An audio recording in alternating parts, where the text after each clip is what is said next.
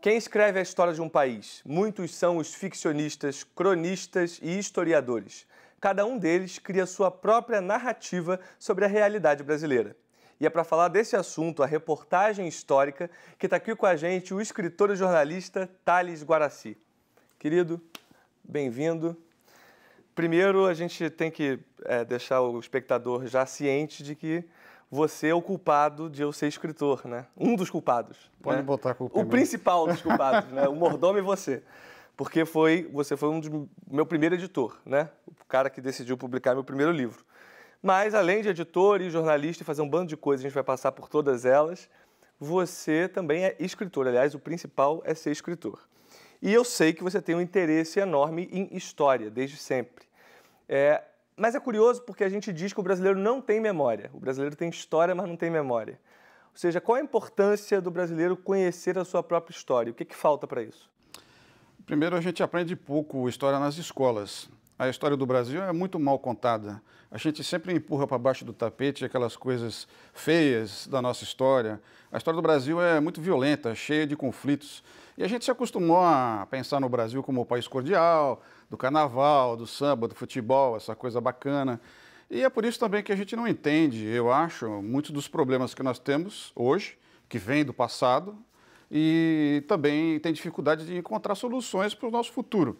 Então, acho que a importância desse revisionismo histórico que nós estamos fazendo agora é entender melhor a nossa infância, né? Quando a gente não entende nossos problemas, o que a gente faz, né? Vai no psicólogo estudar a infância.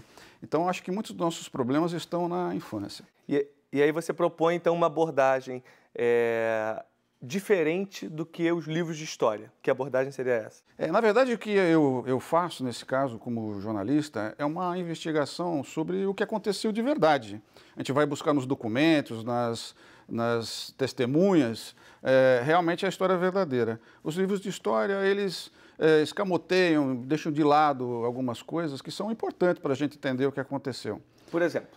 Por exemplo, você sabe que o Brasil durante 60 anos foi espanhol, né? Portugal chegou a pertencer à Espanha durante 6 décadas. Então, a historiografia portuguesa e espanhola acabou deixando de lado um pouco essa fase. O espanhol porque perdeu para o português, e o português porque ficou dominado pela Espanha. Exatamente. Então, isso foi deixado para lá. A história do massacre dos índios, quando em 200 anos, desde que Cabral apareceu aqui no Brasil, havia 4 milhões de índios até o lugar andino ali, né, a Cordilheira dos Andes. Em 200 anos, havia 2 milhões de índios, quer dizer, um morticínio que acabou com Portugal, uma população equivalente a de Portugal e da Espanha juntas. Então, você sabe que se a gente começa a rever a história... Vê que tem muito sangue. Vê que tem muito sangue. E o resto não desapareceu. A gente começa a pensar no índio como parte de nós, porque você vê que o índio foi integrado à nossa sociedade. O índio não é só nome de rua. O índio está no nosso sangue. Quem faz hoje esse teste de DNA, por exemplo, vai ver que é difícil você achar um brasileiro que não tenha pelo menos uma pequena parcela de sangue índio. Isso também está no comportamento.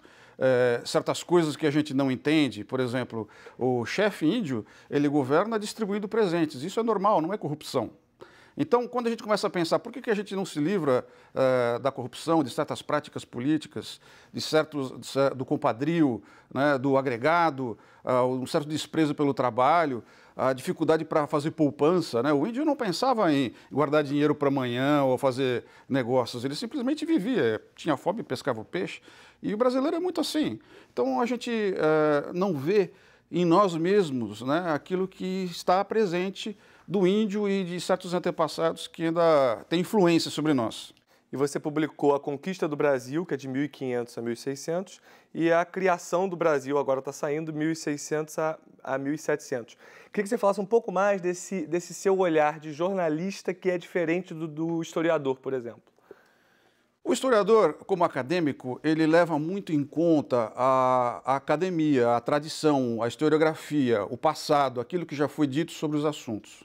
Eu acho que isso tem um sentido acadêmico, é válido, mas nós, jornalistas, estamos fazendo um retorno ao início. Porque muito dessa história do Brasil que nós conhecemos na escola foi construída no Império ou por historiadores que no passado tinham a possibilidade de ir à Torre do Tombo, e esses historiadores é que construíram a nossa história com base em certos preconceitos que havia durante o Império ou mais recentemente no começo da República. Hoje, com a facilidade que a gente tem para pesquisar documentos, a gente consegue voltar com mais facilidade ao passado e estamos revendo essa história. Sem usar essa base histórica já criada por esses historiadores. Eu até levo eles em consideração, alguns deles têm um ponto de vista muito importante, interessante, mas eu acho que a volta ao documento original, vamos dizer assim, o reencontro com o que realmente aconteceu ali é que é o importante. E isso faz a gente mudar de ideia. Eu achava que conhecia alguma coisa da história do Brasil. Quando fui fazer a pesquisa, fiquei surpreso com as coisas que eu vi e comecei a ver o Brasil de um jeito completamente diferente. Que interessante. A história, às vezes, é muito considerada chata por alguns. Não quero aprender história porque é chato. É uma proposta sua nesses livros contar a história de um jeito gostoso de se conhecer, ou seja, numa linguagem fluida e de modo que você conheça esses personagens que viveram aventuras, que viraram espiões, que foram expulsos e voltaram e lutaram e mataram. Ou seja, tem essa vontade de transformar a história do Brasil, que tem um certo peso, numa história gostosa de se conhecer? A gente, para fazer um livro de história, a gente tem, eu acho, 2 desafios muito grandes. O primeiro é entender o contexto e poder mostrar o contexto. No caso da criação do Brasil, o que a gente mostra é que o Brasil passou de Portugal para a Espanha, de Espanha de volta para Portugal, teve a invasão holandesa, e o que aconteceu é que os dominadores externos trocavam tanto que se criou aqui uma sociedade que começava a ser o Brasil, porque vinha gente de fora e as coisas no final acabavam não mudando. O Brasil criou uma certa imunidade contra a interferência externa. Então, surge um certo sentimento de brasilidade e uma elite brasileira que se protegia, vamos dizer assim, de qualquer poder da vez. E eu acho que isso permanece até hoje. Nós temos uma elite sobrevivente, ela é capaz de se, vamos dizer assim, multiplicar e conservar o poder através de gerações. Entrando de esquerda ou direita no poder. Esquerda e direita, diferentes regimes, seja império, seja república, democracia, eles estão ali. Eles desenvolveram, é como um vírus, eles desenvolveram essa capacidade de sobrevivência. Então, esse é o contexto. Ao mesmo tempo, quem faz a história são os indivíduos. E, às vezes, as histórias verdadeiras são mais incríveis que as ficcionais, você sabe muito bem. Com certeza. Então, eu acho que isso é o que mostra, né, a influência da ação, né, do indivíduo na história. As coisas agem ao mesmo tempo. Então, isso que dá, acho, né, esse interesse, contar a historinha, você entender, às vezes, uma ação de um único indivíduo é capaz de mudar a história. Muito legal. Nós fomos perguntar à historiadora e jornalista Ana Paula Goulart como as reportagens retratam o presente de sua época. Vamos ver. Bom, as reportagens históricas, elas são... Eu acho que é legal pensar que elas são um fenômeno mais amplo do que elas mesmas, né? Então, você tem vários tipos de produtos editoriais, vamos dizer assim, que tem essa característica de ser uma escrita voltada para o passado. Então, você tem desde essas reportagens, né, de jornalistas, reportagens sobre fatos históricos, mas você tem romances históricos mais ficcionais, você tem o mercado de biografias, autobiografias, relatos memorialísticos, que representam um nicho do mercado editorial hoje em franca ampliação, né? Assim, que está crescendo muito significativamente. O que espelha um desejo, né, do público por esses relatos do passado. Como isso abrange gêneros muito variados, eu acho que a gente tem reportagens que fazem isso das formas mais variadas também.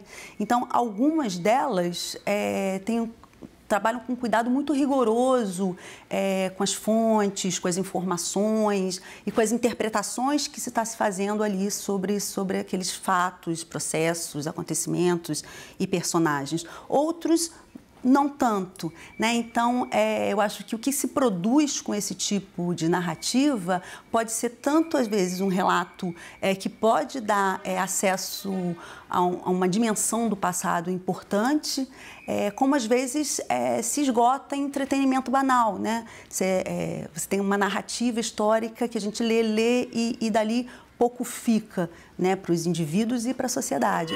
Thales, você estava falando de coisas que surgem no passado e que continuam até hoje, né, na nossa sociedade, como o caso da elite brasileira.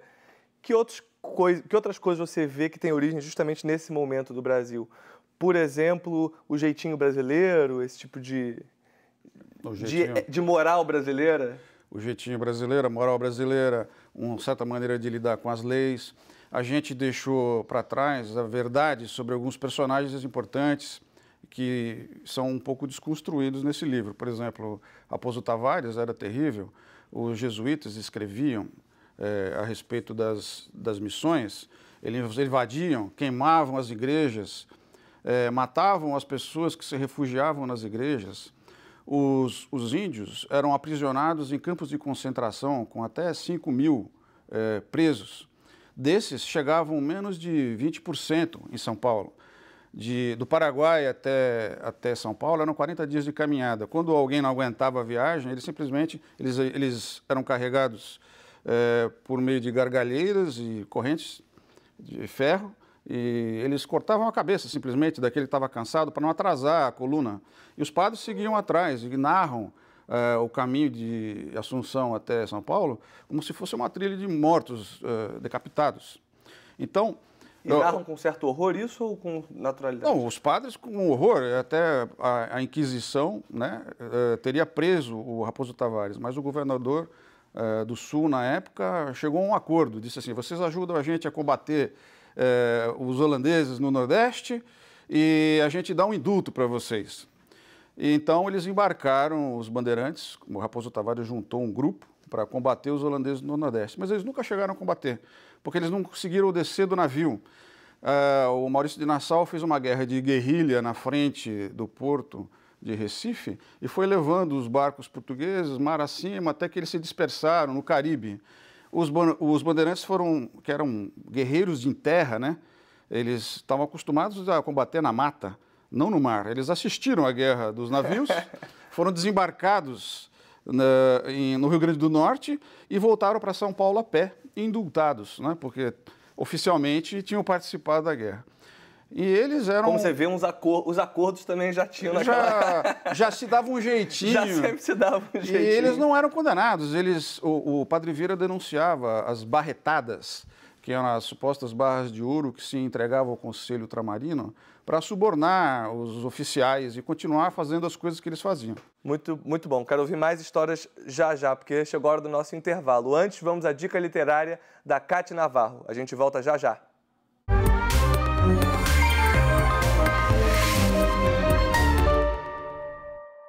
Para entender o Brasil de hoje, é importante que a gente conheça o Brasil de ontem. Isso a gente pode fazer em vários livros, verdadeiras reportagens históricas, como é o caso, por exemplo, desse aqui, 1808, de Laurentino Gomes, um paranaense que já ganhou por 6 vezes o prêmio Jabuti, que já escreveu também em 1822, 1889, traçando o perfil dessa história brasileira. No caso desse livro, ele vai falar da corte, né, de Dom João VI e a chegada no Brasil. E há curiosidades. De 1810 em diante, o tom e o conteúdo dos anúncios mudam de forma radical. Em vez de casas, cavalos e escravos, passam a oferecer pianos, livros, tecidos de linho e uma infinidade de outras mercadorias importadas. É o Brasil diferente com a chegada da corte. É um Brasil que se torna diferente se a gente ler mais, se a gente conhecer mais a nossa história.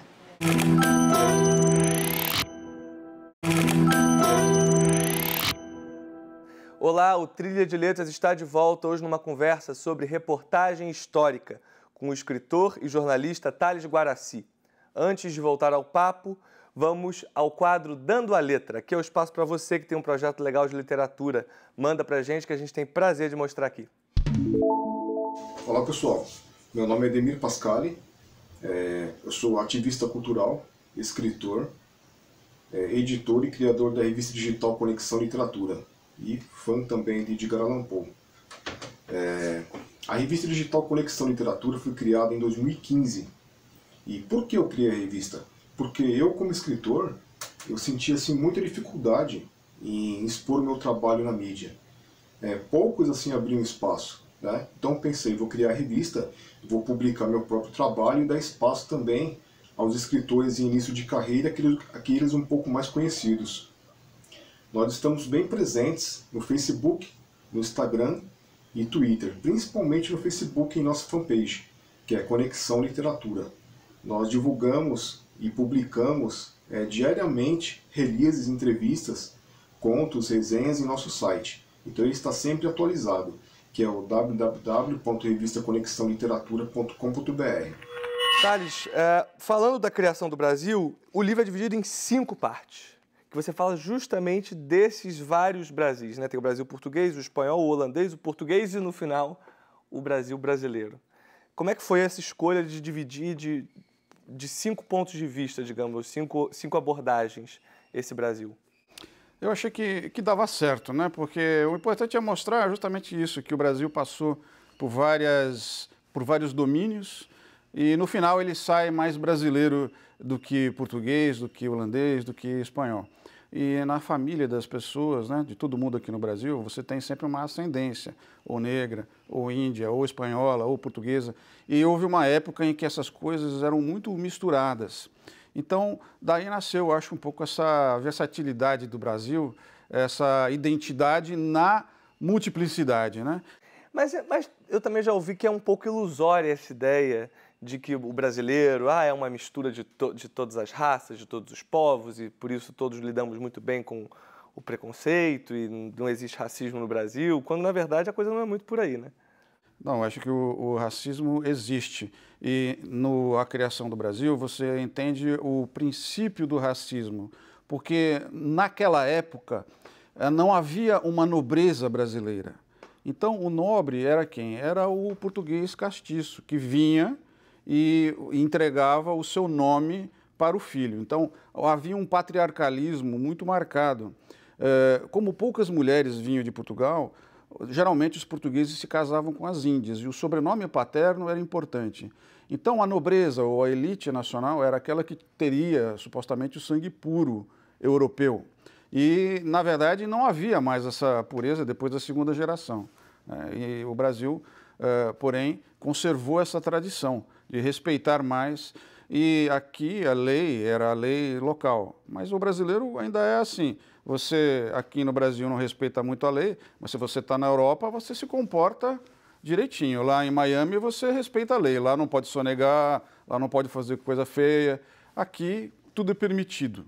Ajudam a criar quase um imaginário daquele país, né? Exatamente. A ficção ajuda a criar um imaginário. Ajuda. E aqui a gente não tem tanto isso, né? Aqui a gente não tem Nosso isso. imaginário é Jorge Amado, Machado de Assis, talvez. Dentro desse livro aqui, você tem grandes personagens, o Raposo Tavares mesmo, o Fernão Dias Paias, você tem grandes personagens históricos. E a gente não aproveita, existe muito pouco disso. E eu tenho tentado fazer também isso ficcionalmente. Você fez o Anitta. O Anitta, que é a história da Anitta Garibaldi, que foi publicado pela Record, né? Que é um livro extraordinário pela personagem e o fato de ser mulher, né? Que são poucas heroínas desse porte no mundo. Você tem a Joana d'Arc e a Anitta Garibaldi, né? Que morreu lutando em nome da liberdade na Itália. É uma heroína que saiu do Brasil, também é heroína na Itália. E os italianos respeitam muito mais a Anitta como um personagem da história deles do que os brasileiros.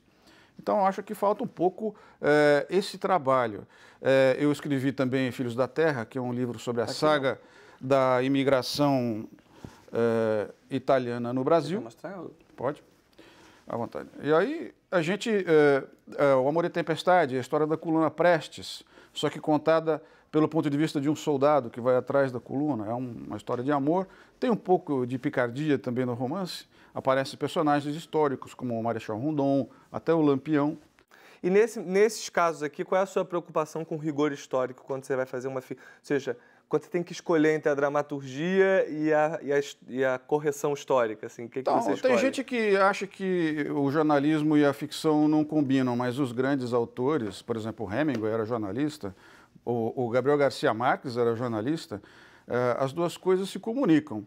Eu acho que o jornalismo ajuda a ficção na medida que a gente tem uma preocupação com a veracidade dos fatos. Tudo aquilo que aparece de histórico, de lugar, são coisas verdadeiras. Você não vai achar nada nesses livros que contrarie a realidade. Será que o fato de muitos autores, historiadores, jornalistas escreverem sobre história estimula o fenômeno da fake history? Nós vamos conversar com a historiadora e jornalista Ana Paula Goulart sobre o assunto. Vamos ver. A gente está vivendo um momento muito complicado, assim, em relação, inclusive, às tais verdades que a gente estava falando antes. Se, por um lado, claro, todas as novas tecnologias, né, de comunicação, as redes sociais, elas permitiram, em certo sentido, a democratização do acesso à informação, indiscutível, né? O sujeito pode fazer os seus próprios percursos e ele mesmo produzir narrativas, produzir registros, né? sobre as experiências do mundo. Isso é indiscutível e acho que com isso se ganha muito. Por outro lado, essas tecnologias, elas colocam também, pelo excesso de informação, uma dificuldade de hierarquização dessas informações, né? A dificuldade de checar o nível de veracidade, credibilidade das informações. A gente é bombardeado por informações e muitas vezes a gente fica perdido em meio a essas informações para saber onde se ancorar nas informações certas, né? Isso faz que alguns tenham dito que a gente vive hoje uma era da pós-verdade, né? Porque você tem tanta informação que a verdade factual acaba perdendo valor e as pessoas se baseiam muito mais nas suas crenças, nos seus dogmas, ancorado muito mais em ideias do que em fatos, né? E a gente vê que às vezes isso acontece, isso é a base do tal do conceito de fake news que está tão em evidência, né? E que acaba rebatendo na própria noção de história também, né? Não teria como ser diferente. Então a gente vê hoje muitos acontecimentos históricos sendo questionados, verdades históricas, vamos dizer assim, né? Fatos em questão, como o próprio Holocausto, já não é uma novidade da agora, né? Já há muito tempo tinham os revisionistas, mas revisionando vários acontecimentos, como a própria ditadura militar, as torturas, etc. E eu acho que é muito complicado responder a isso. Eu acho que a gente tem poucos instrumentos ainda para isso. Como é que você enxerga o fato de que você agora, para escrever esses livros, você está pesquisando documentos históricos, mas também pesquisando notícias da época, jornais e tudo mais, só que agora a gente tem a fake news, né? Ou seja, usando para manipulação política e econômica, enfim, notícias falsas. Como é que vai ser o trabalho desse historiador do futuro para falar de hoje, tendo que separar esse joio do trigo, né? Eu acho que o nosso trabalho é justamente esse, é transformar a história numa fonte confiável. Por exemplo, o narrador do Brasil holandês é o Gaspar Barleu, que foi trazido pelo Maurício de Nassau para ser o cronista de tudo que ia acontecer no governo dele. É dele, por exemplo, a frase que não existe pecado abaixo do Equador, que depois foi utilizada pelo Sérgio Buarque de Holanda e se interpretou mal. Essa frase foi deturpada ao longo do tempo. Parece que estamos justificando que a lei não vale aqui no Brasil, mas o Barleu dizia o contrário, na realidade. Porque o Nassau estava instaurando a ordem no Nordeste. Então, eu acho que essas más interpretações, né, estão sendo desfeitas agora. No Brasil, até os céus mentem, é isso mesmo? Essa frase é de um general que veio livrar Salvador dos holandeses. Ele estava aqui e conversou com o pessoal da Bahia, ficou um mês na Bahia organizando as coisas, lá em Salvador, viu que amanhecia o dia bonito e de tarde caía aquela tempestade de verão. Quando ele voltou para a Espanha, o rei Filipe II perguntou: Dom Fadrique, o que você achou do Brasil? Ele disse: no Brasil até os céus mentem. Você vê como eles já percebiam um pouco os nossos defeitos naquela época. Eu acho que a gente tem condição de ser mais verdadeiros hoje. E você fala de que a arte ajuda a criar esse imaginário, né, para a gente se conhecer. Mas, ao mesmo tempo, me parece que o audiovisual também tem esse potencial. A literatura é forte nesse sentido, mas o audiovisual talvez acesse mais, né, o público. Você tem planos de transpor alguma das suas histórias para audiovisual, seja a de ficção, seja a parte não ficção? Olha, fazer o livro já dá um trabalhão, né? Você sabe. Mas eu tenho muita vontade de ver que essa série seja transformada. Eu acho que tem muitas histórias aqui dentro que se transformariam em grandes romances. E, na verdade, esse é um trabalho que é impossível de fazer uma pessoa só. Eu acho então, leiam os romances dele e depois vocês escrevam. Escrevam. É muito importante esse exercício de escrever e difundir essas ideias. Eu acho que essa é uma missão nossa, né? Claro. Da classe artística, do jornalista, do historiador e de todos os brasileiros. Muito bom. Thales, infelizmente chegou ao fim o nosso papo. Muito obrigado. Agora é assim? Agora é assim. Obrigado, espero que vocês tenham gostado também. Espero vocês aqui na próxima semana com mais conversa e mais literatura. Trilha, o caminho da literatura, passa aqui na TV Brasil.